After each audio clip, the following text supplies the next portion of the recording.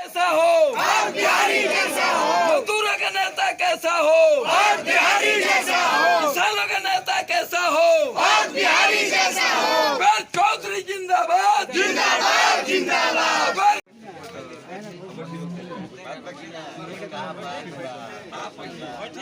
चुनाव जो है वो एकदम सर पे है और इसको लेकर के जो तैयारियां है जो प्रशासनिक स्तर हो या फिर राजनीतिक स्तर पे वो पूरी हो चुकी है। हम अभी मौजूद हैं सिवान सदर विधानसभा क्षेत्र के बतरौली गांव में और यहां पर चल रहा है आरजेडी के जो उम्मीदवार हैं पूर्व मंत्री अवध बिहारी चौधरी, इनका सभा चल रहा है।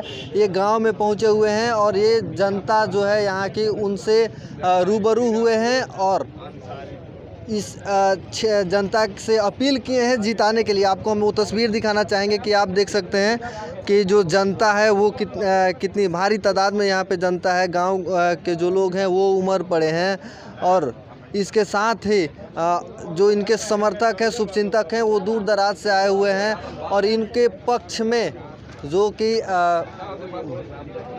एक तरह से उतर चुके हैं इनको जिताने के लिए, इनके लिए वोट मांग रहे हैं, समर्थन कर रहे हैं। इधर की तस्वीरें भी आप देख सकते हैं किस तरह से यहाँ पे जो लोग हैं यहाँ के चाहे स्थानीय हो या फिर अगल बगल के गांव के लोग हों सभी मौजूद हैं। पूर्व मंत्री खुद अवध बिहारी चौधरी के साथ जो आरजेडी के सिवान के जो कई स्थानीय स्तर के नेता हैं, दिग्गज नेता हैं वो मौजूद हैं और इसी के लिए ये पूर्व मंत्री अवध बिहारी चौधरी जाने जाते हैं। ज़मीनी जुड़ाव के नेता हैं, ज़मीनी स्तर के नेता हैं और हमेशा ऐसे ही लोगों के बीच में रहते हैं। इनसे बात कर लेते हैं।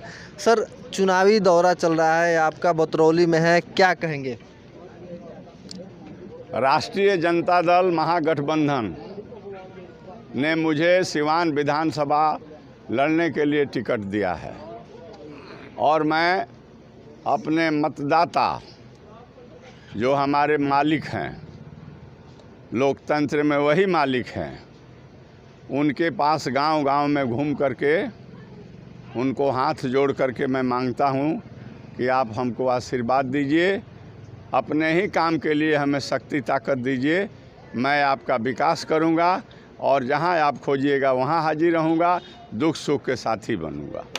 आप इस गांव में जैसे कि आए हुए हैं तो इसी गांव में नहीं कई गांवों के आपने दौरा आज किया होगा, जनता का रिस्पांस कैसा है? जनता का तो रिस्पांस है, जनता कह रही है कि काल काहे नहीं चुनाव हो रहा है जो 3 तारीख को ले जाएगा। जनता बेचैन है वोट गिराने के लिए, लालटेन पर बटन दबाने के लिए जनता व्याकुल हो गई। इसलिए वोट पूरा राष्ट्रीय जनता दल के लालटेन को मिलेगा और लालू जी के हाथ मजबूत होंगे, राबड़ी जी के, और तेजस्वी प्रसाद यादव जी एक नौजवान है, इस बार बिहार के मुख्यमंत्री बनेंगे। कल मुख्यमंत्री नीतीश कुमार सिवान आए हुए थे, मैरवा में और रघुनाथपुर में चुनावी सभा को संबोधित किया।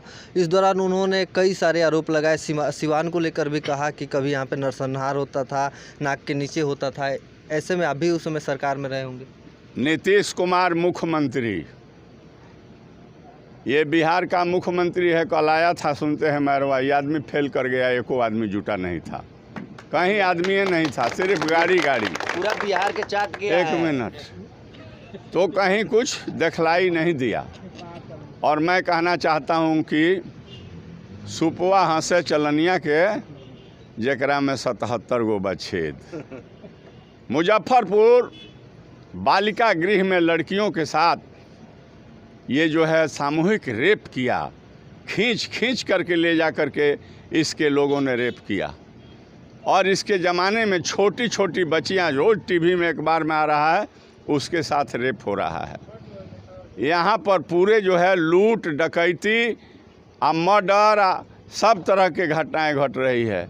नीतीश कुमार क्या कहेंगे, उनके नियंत्रण के मान का है, विधि व्यवस्था फेल है और कहीं कुछ है नहीं, लोग असुरक्षित है, कहीं हिफाजत नहीं है। इसलिए यह सरकार जनता के हित में नहीं है। जनता ने निर्णय लिया है कि 15 बरस के इस कुशासन को बदलेंगे और राष्ट्रीय जनता दल महागठबंधन के सरकार बना करके हम लोग सब लोग अमन चैन से रहेंगे और एक नया बिहार होगा जिसमें सब लोग मिलजुल करके रहेंगे। यहाँ पे जो वर्तमान में जो अभी विधायक हैं वो विधायक हैं और निकम्मी है, जिसे बीजेपी ने टिकट दिया है यानी एनडीए ने उम्मीदवार बनाया है, दोनों अपने अपने दावे कर रहे हैं कि इस बार हम जीतेंगे, जनता हमें चुन चुकी है।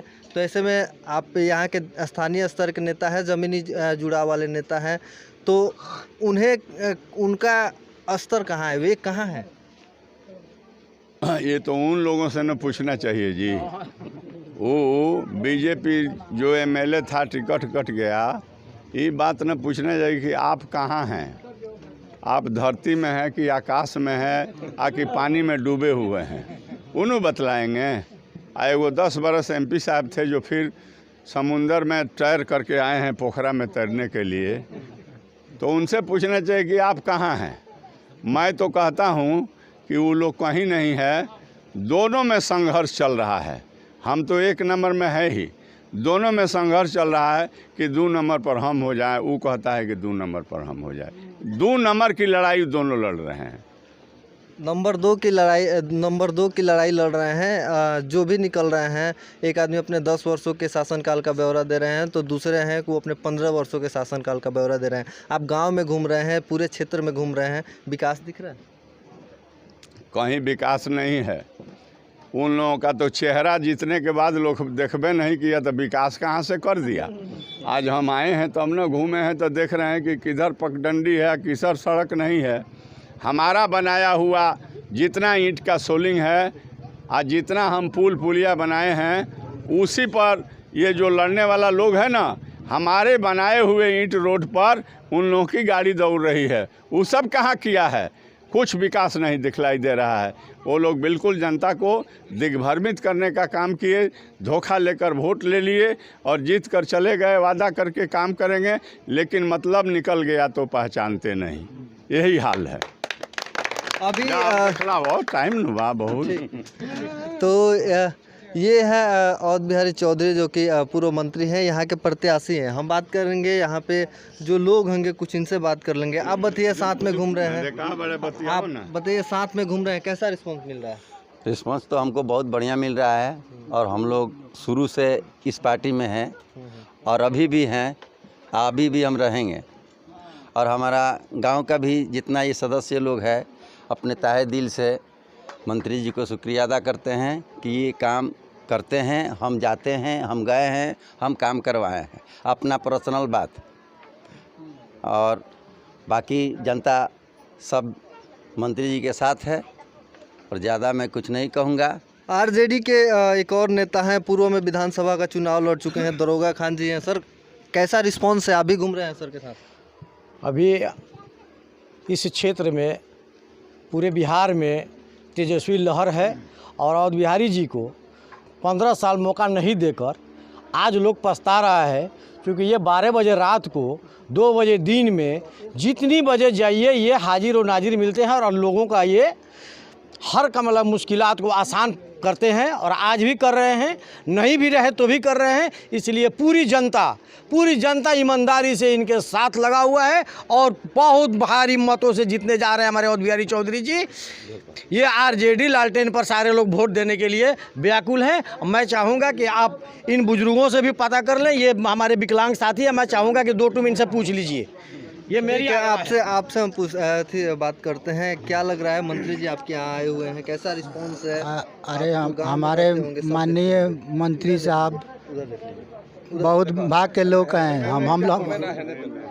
हम लोग बहुत भाग्यशाली हैं कि आज ये जो है, जो हम लोगों को वोट देने का जो है समय हम लोगों को मिल रहा है। ऐसे नेता को कौन नहीं जानता है। हम लोग पश्चिम में जाते हैं तो कहीं भी बुजुर्ग से मुलाकात होता है तो बोलते हैं कि आप लोग बिहारी जी को मत बुलाइएगा। बिहारी जी 12 बजे रात को हम लोग दरवाज़ा खटखटाते हैं तो बिहारी जी आकर के हम लोगों को समाचार पूछते हैं, हम लोगों का खबर लेते हैं। उस टाइम में अपने को चलने को तैयार हो जाते हैं। वैसे नेता को नहीं भूलना चाहिए। वो आप लोग आँख मूंद करके अवध बिहारी चौधरी हम लोगों के समूह आने वाले हैं, हम लोगों के दुख विपत्ति में आने वाले हैं। कोई भी समस्या हो, फंक्शन हो या बुरी अवस्था हो, कोई घटना घट जाए, उस टाइम बिना कहे अवध बिहारी चौधरी जो है हम लोगों के दरवाजे पर आते हैं और हम लोगों का दुख सुख के साथ में अपना हाथ बटाते हैं। ऐसा नेता को जिताना बहुत ज़रूरी है।